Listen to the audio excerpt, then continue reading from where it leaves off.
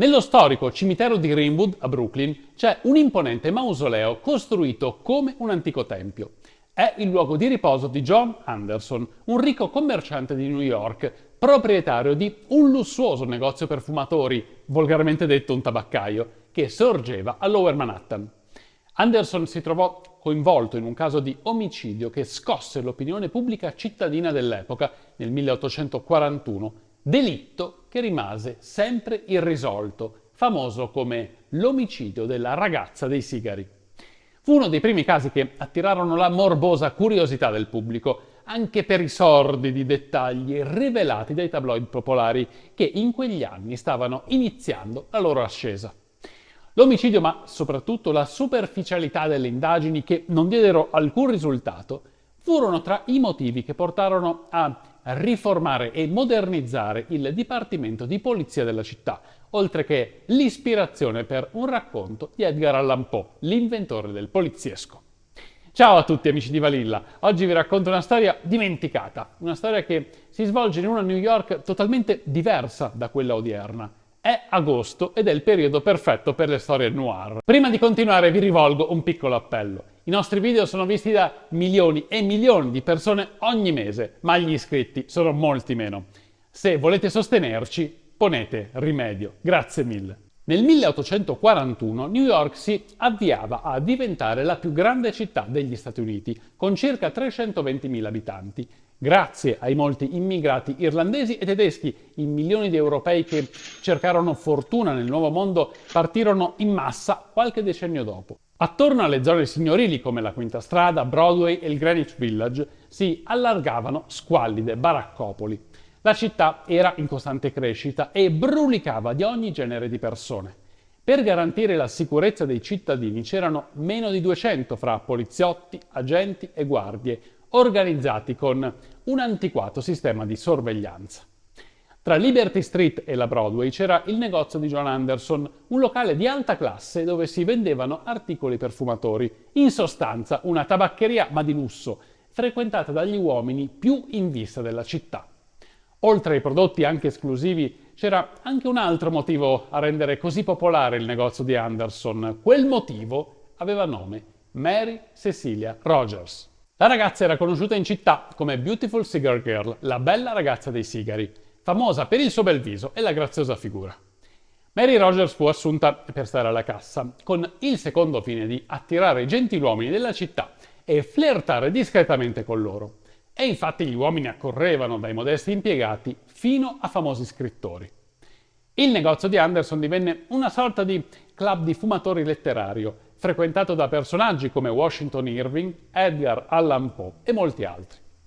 Anche se talvolta la ragazza si mostrava confusa da un complimento troppo audace, in realtà il suo sguardo rimaneva sempre freddo e distaccato, consapevole del proprio ruolo.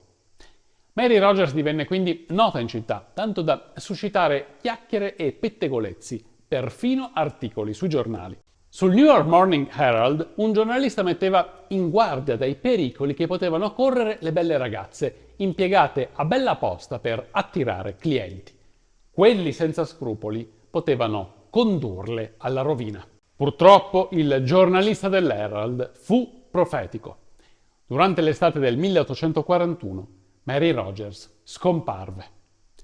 In una domenica di mezza estate, il 25 luglio per essere precisi, Mary disse alla madre e al fidanzato Daniel Payne che sarebbe andata a trovare alcuni parenti nel New Jersey. Durante la giornata New York fu investita da una forte tempesta, tanto che nessuno si preoccupò del fatto che Mary non fosse rientrata a casa, o meglio, nella pensione gestita dalla madre. Già un'altra volta, nel 1838, Mary era scomparsa, lasciando un biglietto in cui minacciava il suicidio. Una folla di ammiratori era accorsa al negozio per chiedere notizie e la ragazza arrivò a rassicurarli.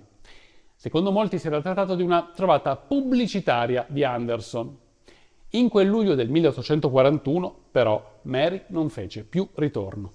Il 28 luglio due uomini che passeggiavano lungo le rive del fiume Hudson in una località chiamata Sibyl's Cave, la grotta della Sibilla, videro galleggiare in acqua qualcosa che sembrava il corpo di una donna. I due si avvicinarono con una barca e videro il corpo di Mary. Secondo il medico legale la donna era stata strangolata, ma prima picchiata e violentata. Secondo un rapporto, i suoi lineamenti erano a malapena visibili perché le era stata fatta una violenza inaudita. L'omicidio con una vittima tanto giovane e bella, Mary aveva soltanto 20 anni, tanto nota in città, catturò l'interesse dei cittadini di New York e ovviamente della stampa, che riportò ogni dettaglio del caso. Il primo sospettato fu il fidanzato, subito scagionato perché era dotato di un alibi. Nei dintorni di una taverna vicina al luogo dove era stato trovato il corpo, furono rinvenuti dei vestiti di Mary, evidentemente lì da almeno 3 o 4 settimane. Poi, nel mese di ottobre, ci fu qualcosa che rese ancora più drammatico l'accaduto. Il fidanzato si suicidò, avvelenandosi proprio nei pressi della Sybil's Cave. Lascia un biglietto piuttosto criptico. Al mondo, eccomi qui sul posto. Possa Dio perdonare la mia vita sprecata. Un anno dopo la morte di Payne, il proprietario della taverna fece una confessione sul letto di morte. Mary Rogers, quella domenica, era stata nel suo locale insieme a un uomo alto che lui sapeva essere un dottore. Secondo l'oste, la ragazza era lì per sottoporsi a un aborto, poi finito in tragedia. Lui stesso si sarebbe sbarazzato del corpo, mentre uno dei figli aveva gettato i vestiti nel bosco. Tutta questa presunta ricostruzione non spiega ovviamente né lo strangolamento né la brutale violenza subita da Mary. La Vox Populi, i rumors, le voci invece, indicavano come colpevole il suo datore di lavoro, John Anderson, che probabilmente l'aveva messa incinta e poi consegnata nelle mani di Madame Restel, la più famosa abortista di New York. Secondo alcune lettere anonime recapitate all'Herald, la Restel era responsabile della morte di Mary, ma non fu mai indagata dalla polizia.